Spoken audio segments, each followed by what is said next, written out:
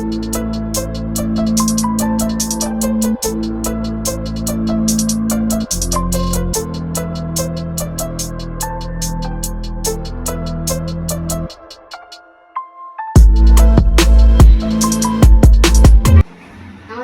मी doctor कविता पवार, आयुष्मान आरोग्य मंदिर रामेश्वर।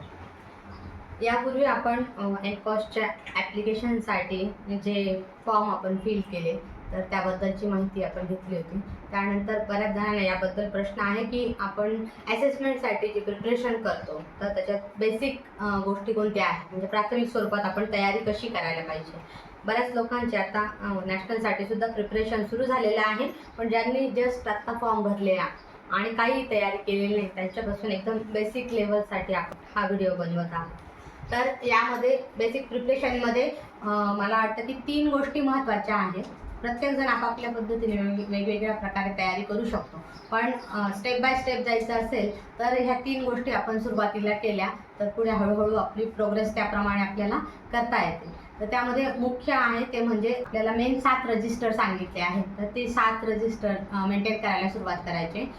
दुसरी गोष्ट आहे मेन चेकलिस्ट जी आहे ती त्याचं रीडिंग, कॉमन रीडिंग सुरू करायचं, म्हणजे पूर्ण स्टाफसोबत रीडिंग सुरू करायचं। आणि तिसरी गोष्ट जी आहे ते म्हणजे आपल्या स्टाफचं ट्रेनिंग सुरू करायचं, कारण की स्टाफ इंटरव्ह्यू हा एक महत्त्वाचा भाग आहे याच्यामध्ये। जसं रेकॉर्ड मेंटेनिंग आहे तसं स्टाफ इंटरव्ह्यूलाही खूप जास्त महत्त्व आहे। त्यामुळे आपण ह्या सर्व 3ही गोष्टी बेसिक सुरुवात करायची आणि त्यानंतर हळूहळू आपण स्टेप बाय स्टेप पुढे प्रोग्रेस करू शकतो। तर आपण आता पहिल्या गोष्टीपासून सुरू करूया, मेन 7 रजिस्टर। तर हे 7 रजिस्टर आहेत, तर या रजिस्टरबद्दल पण प्रश्न आहेत या 7 रजिस्टरबद्दल। तर यामध्ये जे कॉलम वगैरे आपण घेतो तर ते आपण आपल्या मनानेही करू शकतो, काही प्रिंटेड फॉर्ममध्येही मिळतात। तर हे आहे आपलं पहिलं रजिस्टर, बाह्य रुग्ण रजिस्टर, OPD रजिस्टर। यामध्ये मेन महत्त्वाचे म्हणजे आपण डेट टाकायची, आपला वार्षिक नंबर, दैनिक नंबर जो आहे वार्षिक क्रमांक, दैनिक क्रमांक हे मेंटेन करा। नंतर रुग्णाचे नाव व पत्ता, तर पत्ता आपल्या ज्या गावांना आपलं कॅम्प असेल किंवा OPD असेल तर त्याचं नाव वैयक्तिक टाकून घ्यायचं, सेपरेट टाकून घ्यायचं। अदरवाईज आपलं मेन उपकेंद्राचं जे गाव आहे त्याच गावाचा आपला पत्ता असतो। नंतर वय, लिंग, रोगनिदान, पुढे उपचार, आणि जर गरज असेल तर एखाद्या पेशंटला आपण संदर्भ सेवा दिली तर त्याचं संदर्भ ठिकाण, नंतर फॉलोअपचे पेशंट असेल तर फॉलोअप, आणि ई-संजीवनी कॉल असं यामध्ये आहे। यामध्ये आणखी एक आपण अपडेट करायचं आहे ते म्हणजे जर आपण आयुष मेडिसिन पेशंटला दिलं तर त्याबद्दलचं इथे मेडिसिनचं नाव लिहून हायलाईट करून ठेवायचं आहे। तर एवढ्या गोष्टी OPDमध्ये बघितल्या जातात, एवढं मेंटेन केलं तरी ठीक आहे।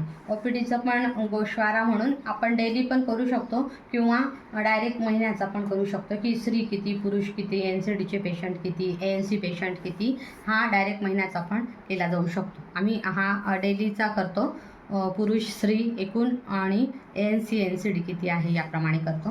तर याच्यात डिटेलमध्ये महिन्याचाही गोषवारा असतो, त्याचा स्टॅम्प असतो, तेही आपण करू शकतो। तर अशा प्रकारे आपण हे OPD रजिस्टर मेंटेन करायचं आहे। याचे कॉलम प्रत्येकाचे वेगवेगळे पण असू शकतात। दुसरं आहे लॅब रजिस्टर।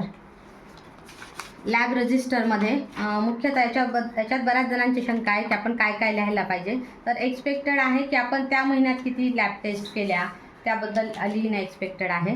तर समजा आता हा ऑक्टोबर महिना आहे, या महिन्यामध्ये आपण वेगवेगळे कॅम्प घेतो किंवा रेग्युलर आपण ANCचे वगैरे करतो, शुगर घेतो आपण पेशंटची BSL वगैरे, तर तेही आपण याच्यात लिहू शकतो। आम्ही कॅम्पचं हे कॉमन लिहिलेलं आहे की पेशंटचं नाव, वय आणि कोणकोणत्या टेस्ट केल्या, तर HLLने केलेल्या टेस्ट वेगळ्या आणि आपण केलेल्या टेस्ट असं आपण सेपरेट लिहू शकतो। खूप जणांना प्रश्न आहे की याच्यामध्ये आपण त्याच्या व्हॅल्यूज पण लिहायच्या आहेत का, असं तर व्हॅल्यूज द्यायची गरज नाही, कारण की आपले सेपरेट ANCचं वेगळं रजिस्टर असतं, HIV वेगळं रजिस्टर आहे, सिकल सेलचं वेगळं रजिस्टर आहे, स्पुटमचं आपलं TBचं वेगळं रजिस्टर आहे। त्यामुळे इथे व्हॅल्यूज द्यायची किंवा त्याचे रिझल्ट लिहायची गरज नाही, फक्त आपण टेस्ट कोणकोणत्या केल्या ते लिहिणं इथे एक्सपेक्टेड आहे। म्हणजे मी तरी असंच लिहिलं होतं, यापेक्षा वेगळंही काही जणांचं असू शकतं। तर ते मंथ वाईज आपल्याला इथे लिहायचं आहे। हे झालं लॅब रजिस्टर। त्यानंतर तिसरं आणखी एक महत्त्वाचं रजिस्टर आहे ते म्हणजे ड्रग इंडेंट रजिस्टर, त्यालाच इन्व्हेंटरी मॅनेजमेंट पण म्हणतात। तर याच्यामध्ये 3 पार्ट एक्सपेक्टेड आहे, 3 रजिस्टर एक्सपेक्टेड आहे की ड्रग इंडेंट, ड्रग स्टॉक आणि ड्रग एक्सपेंडिचर अशा फॉर्मॅटमध्ये हे एक्सपेक्टेड आहे। तर मी हे तिन्ही रजिस्टर एकत्र केलेले आहेत. तर यामध्ये आपण जेव्हा आपल्याकडे स्टॉक येतो तेव्हा सिस्टर आपल्याकडे स्टॉक लिहितात. तर खूप ठिकाणी अशी पद्धत आहे, स्टॉक लिहिताना ते जे स्टॉक लिहितात तो एका मेडिसिनचं नाव एका पेजवर अशा पद्धतीने लिहितात. त्यापेक्षा आता आम्ही नवीन पद्धत सुरू केलेली आहे की स्टॉक लिहिताना आपण प्रत्येक महिन्याप्रमाणे लिहितो. महिन्याप्रमाणे लिहिल्यामुळे त्याचा ॲक्सेस असतो की किती आपल्याला त्या महिन्यात किती मेडिसिन मिळाले, त्याच्यात आधी आपले शिल्लक किती होते, नवीन किती प्राप्त झाले, आणि एकूण महिन्यात खर्च किती झाला आणि शिल्लक किती राहील. याचा उपयोग असा होतो की आपण हे जर मेंटेन केलं तर आपल्याकडे किती मेडिसिन आले आणि किती खर्च झाले, हे महिन्याला किती खर्च झाले हे आपल्याला समजतं. आणि स्टॉकवरूनच आपल्याला एक्सपेंडिचर कॅल्क्युलेट करता येतं आणि एक्सपेंडिचरवरून आपल्याला इंडेंट लिहिता येतं. म्हणून ही प्रोसेस आयडियल आहे असं मला माहीत झालेलं आहे. त्यामुळे आम्ही आता असं मेंटेन करतो की ड्रग स्टॉक आपल्याकडे किती स्टॉक आहे ते लिहितो. त्याच्यानंतर त्या महिन्यात किती एक्सपेंडिचर आहे ते लिहिण्यासाठी एक्सपेंडिचर रजिस्टर म्हणून आम्ही पूर्ण आपली EDLची जी लिस्ट आहे, आपण EDLची जी स्टेटची रेकमेंडेड लिस्ट आहे जी आपल्या नॅशनलला विचारलेली आहे ती 75 मेडिसिनची लिस्ट आहे. तर ती 75 मेडिसिनची लिस्ट मी पूर्ण आम्ही त्यांची प्रिंट काढून घेतलेली आहे आणि पूर्ण लिस्ट अपडेट करून घेतलेली आहे. 2 पेजमध्ये होतं ते. त्याच्यामध्ये रिसिव्ड मेडिसिन, एक्सपेंडिचर आणि अवेलेबल स्टॉक असे कॉलम करून आम्ही ती पूर्ण EDL इथे मेंटेन केलेली आहे. त्यामुळे सिस्टरांचा पण लिहायचा त्रास वाचतो आणि आपल्यालाही अपडेट राहतो. एकदा याच्यावर आपल्याला अवेलेबल स्टॉक कळला की ते बघून आपल्याला मग इंडेंट लिहायचं आहे. यामध्ये स्टॉक आणि एक्सपेंडिचर हे दोघं आपण आपल्या NMला मेंटेन करायला लावायचे आणि इंडेंट आपण स्वतः लिहायचं.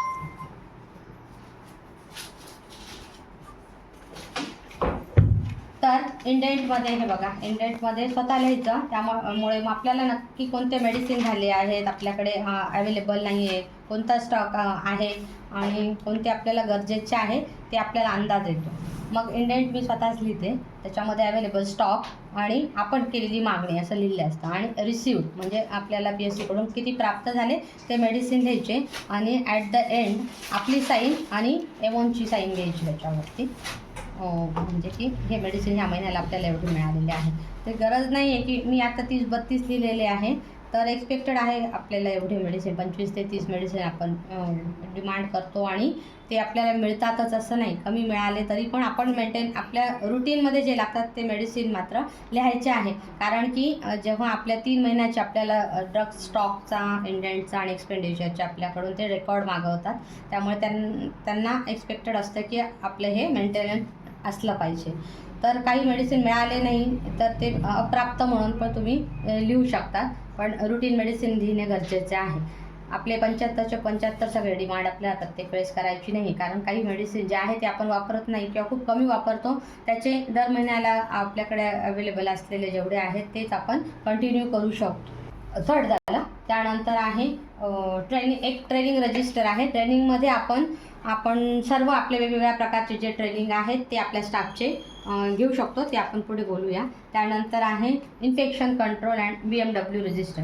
BMW रजिस्टरमध्ये 3-4 गोष्टी महत्त्वाच्या आहेत यामध्ये. तर याच्यामध्ये पहिले आहे की आपली जी दैनंदिन स्वच्छता आहे, दैनंदिन स्वच्छतेची माहिती. नंतर आपली मासिक स्वच्छता म्हणजे की पाण्याच्या टाक्या वगैरे ते सगळं त्याच्यामध्ये यायला पाहिजे. आणि ती हे झाली स्वच्छतेच्या बाबतीत. त्याच्यामध्ये हाऊसकीपिंग एक रजिस्टर आहे ते आपलं वेगळं मेंटेन करावं लागतं. दुसरी गोष्ट आहे BMW वेस्ट. आपलं जे डिस्पोजल आपण करतो BMW आपण दिलेलं आहे त्याच्या सर्टिफिकेटमध्ये की आपण PSCला ते BMW देतो. तर त्याच्याबद्दल तर हे मेंटेनिंग रेकॉर्ड आहे. त्याच्यामध्ये तुम्ही लिहायचं की प्रत्येक महिन्यामध्ये आपण वेस्ट जे आपलं जे आहे किती जनरेट होतं तर त्याचे कॉलम अशा प्रकारे आहे. Weight of waste generated, date, sign of transporter आणि साईन ऑफ रिसिवर. याच्यात पण ॲट द एंड आपली पण साईन असायला पाहिजे. आणि आपले MPW घेऊन जात असतील तर त्यांची साईन, NM घेऊन जात असतील तर त्यांची साईन, आणि तिथे रिसिव्ह कोण करतं PSCला त्यांची साईन गरजेची आहे. हे दुसरं झालं याच्यामध्ये. म्हणजे दैनंदिन स्वच्छता, मासिक स्वच्छता, त्यानंतर BMW सेग्रिगेशन आणि डिस्पोजल. आणि त्याच्यानंतर मी याच्यातच बनवलं आहे इन्फेक्शन कंट्रोल कमिटी. तर याच्या BMWचा आपण सेग्रिगेशन करतो आणि त्याचे डिस्पोजल करतो. त्याची आपल्याला कमिटी बनवावी लागते, ती म्हणजे आपले स्टाफ असतो पूर्ण आणि PTLA घ्यायची त्याच्यामध्ये. तर इन्फेक्शन कंट्रोल कमिटीची स्थापना करून त्याची मीटिंग घेणे हा एक प्रोग्राम असतो, ते आपल्याला विचारलं जातं. तर हे महत्त्वाचा भाग आहे. त्याच्यामुळे त्याची मीटिंग, त्याच्यामध्ये वेगवेगळ्या विषयांवरची चर्चा आणि प्रोसिडिंग आणि सर्वांचे सह्या अशा प्रकारे हे मेंटेन करायचं आहे. हे झालं इन्फेक्शन कंट्रोल आणि BMW रजिस्टर. त्यानंतर आहे कंप्लेंट मॅनेजमेंट आणि कापा हे रजिस्टर. तर याच्याबद्दल पण बऱ्याच जणांना शंका आहे. कंप्लेंट मॅनेजमेंटमध्ये आपल्याला एक्सपेक्टेड आहे की तक्रार निवारण किंवा सूचना पेटी आपण उपकेंद्रामध्ये आपल्या सब सेंटरमध्ये लावलेली आहे. त्याच्यातून ज्या तक्रारी येतात त्याबद्दलची माहिती याच्यामध्ये लिहायची आहे. याच्यात पण आपण आपल्या मनाप्रमाणे वेगवेगळे कॉलम करू शकतो. तर सूचना किंवा तक्रार, उपाययोजना केली किंवा नाही, उपाययोजनेचे स्वरूप, काय उपाययोजना केली आणि निष्पत्ती, असं करून आपली साईन त्याच्यामध्ये करायची आहे. तर ही तक्रार पेटी किंवा सूचना पेटीतून मिळालेल्या तक्रारींबद्दलचं जे आहे त्याचं मेंटेनन्स आहे कंप्लेंट मॅनेजमेंट. आणि त्याच्यातच आणखी एक येतं ते म्हणजे कापा अँड गॅप ॲनालिसिस. तर कापा आपण फक्त सध्या जे आपले PSS CSSमध्ये आलेले कंप्लेंट आहेत तेवढेच दिलेले आहेत. पण याच्यामध्ये एक्सपेक्टेड आहे की तुमचे जे PSS आहे, CSS आहे, ESS आहे, एम्प्लॉई जे आहे आपले त्यांचे पण आपल्या सॅटिस्फॅक्टरी सर्वे असतो. तर ते नंतर वर्क इन्स्ट्रक्शन आपल्या ज्या आहेत, त्याच्यानंतर SOP आहे, त्याच्यामध्ये आपण काही चेंजेस केले का किंवा काही गॅप्स आढळले का ते. नंतर आपण इंटरनल असेसमेंट, आपण एनकॉस्टची दर 6 महिन्याला आणि कायाकल्पची दर 6 महिन्याला असं ज्या इंटरनल असेसमेंट करतो त्या असेसमेंट. नंतर periodic assessment of staff by PSCMO block level आणि डिस्ट्रिक्ट लेवल, त्यांनी आपले असेसमेंट केलेले आहे किंवा त्यांनी आपल्याला व्हिजिट केलं आणि काही गॅप फाइंडिंग केलं. तर हे सगळं आपल्याला एक्सपेक्टेड आहे की आपण कापामध्ये मेंटेन करायचं असतं. तर हे सगळे गॅप फाइंडिंग आपलं कन्सर्न Gमध्ये तुम्हाला मिळेल. त्याच्यावर जे पॉईंट्स आहेत त्याच्यावर आधारित आपलं कापा करायला पाहिजे. त्याचे पण पॉईंट्स अशा प्रकारे आपण घेऊ शकतो की identified gaps or issues, corrective action and preventive action, responsible person, time limit आणि आउटकम. अशा पद्धतीने आपण 1, 2, 2, 3 गॅप घेऊ शकतो. तर ते मंथली आपल्याला मेंटेन करायचं आहे. तर कंप्लेंट मॅनेजमेंट आणि कापा झाला. त्यानंतर आहे सगळ्यात महत्त्वाचं ते म्हणजे एनकॉस्टचं प्रोसिडिंग रजिस्टर. तर प्रोसिडिंग रजिस्टर आपण एनकॉस्टचं मेंटेन करतो. त्यामध्ये एनकॉस्टच्या मीटिंग आपण घेतो, क्वालिटी मीटिंग.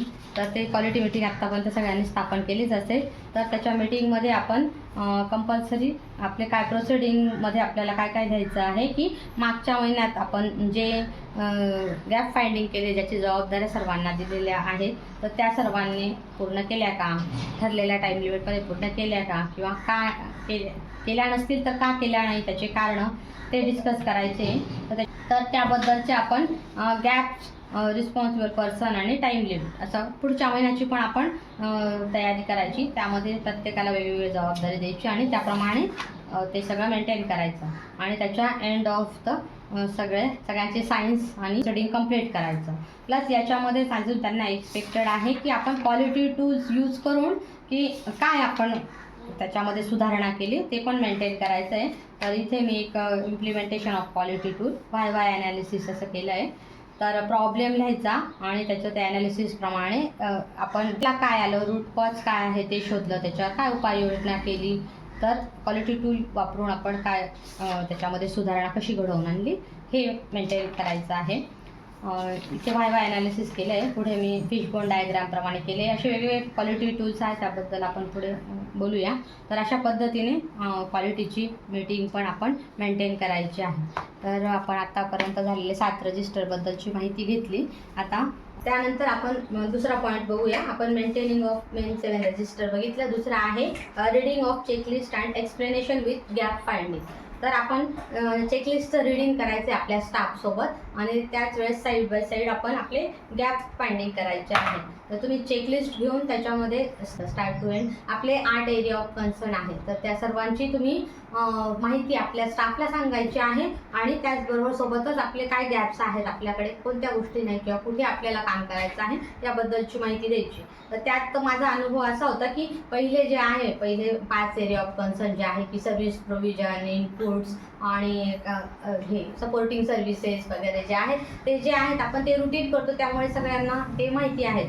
म्हणून मग आम्ही सुरुवात करताना विरुद्ध म्हणजे रिव्हर्स डिरेक्शनने केली होती की KPI आधी आम्ही सर्वांनी डिस्कस केलं, त्यानंतर एरिया ऑफ कन्सर्न जी म्हणजे जी क्वालिटी मॅनेजमेंटचा आहे त्याच्यावर आम्ही फोकस केलं. त्यानंतर इन्फेक्शन कंट्रोल असं रिव्हर्स याच्यामध्ये आम्ही त्याचं रीडिंग केलं होतं, ते जास्त चांगलं होतं. तर आपल्यासाठी GFGH ज्या आहे त्या 3 ज्या आहेत म्हणजे इन्फेक्शन कंट्रोल, क्वालिटी मॅनेजमेंट आणि KPI नवीन गोष्ट आहे, म्हणून त्या आपण आधी एक्सप्लेन केल्या. तर स्टाफला या सगळं जे चाललेलं आहे एनकॉस काय आहे त्याचं महत्त्व पण समजतं आणि त्याची नीट माहिती पण होते. त्यामुळे रिव्हर्स डिरेक्शनने चेकलिस्टचं वाचन केलेलं जास्त चांगलं होईल असं मला वाटतं. नंतर तिसरी गोष्ट आहे training of staff for staff interview. तर हे जेव्हा तुम्ही चेकलिस्ट वाचत असतात त्याच्यासोबतच साईड बाय साईड तुमचं ट्रेनिंग पण सुरू होतं. त्यात तुम्हाला काही मेन पॉईंट आढळतात जसं की hand wash demo, wearing of gloves, removal of gloves, नंतर क्लीनलीनेस म्हणजे BMW सेग्रिगेशन, फायर एक्सटिंग्विशरचा यूज कसा करायचा, नंतर वेगवेगळे जे किट्स आहेत तर जसं की आपण वापरतो इमर्जन्सी किट आहे, पर्सनल प्रोटेक्शन PPE किट्स वगैरे जे आहे त्यांचा यूज कसा करायचा, ते कसा पद्धतीने वापरतात, या सगळ्या गोष्टी तुमच्या चेकलिस्टमध्ये येत जातात. तसं तुम्ही साईड बाय साईड त्याचे ट्रेनिंग तुमच्या स्टाफला द्यायचं आहे. ट्रेनिंगची आणखी एक महत्त्वाची गोष्ट आहे जे की आपण वरती रजिस्टरमध्ये बघितलं. ट्रेनिंग रजिस्टरमध्ये पण ट्रेनिंगचं प्रोसिडिंग मेंटेन करायचं आहे, तिथे सगळ्या स्टाफची साईन घ्यायची. प्रशिक्षक म्हणून तुम्ही आहात, प्रशिक्षण दिलेले जे प्रशिक्षणार्थी आहेत तो आपला स्टाफ आहे त्यांची साईन घ्यायची, ट्रेनिंगचा टॉपिक टाकून ट्रेनिंग लिहायची असतात. अशा पद्धतीने तुम्ही सुरुवात केली तर हळूहळू सगळ्या गोष्टी ॲट अ टाईम चालू राहतात. बाकीचं अजून आहे जे रेकॉर्ड रिव्ह्यूसाठी जे बरेच रजिस्टर लागतात ते, किंवा आपली खरोखर प्रॉपर फील्डवर आपल्या सेंटरमध्ये करायची तयारी वगैरे या गोष्टीबद्दल आपण माहिती एरिया वाईज आपण पुढे घेऊया. आता याप्रमाणे आपण बेसिक तयारी सुरू केली तर आपलं 50% काम सुरू झालं असं आपल्याला म्हणता येईल. धन्यवाद.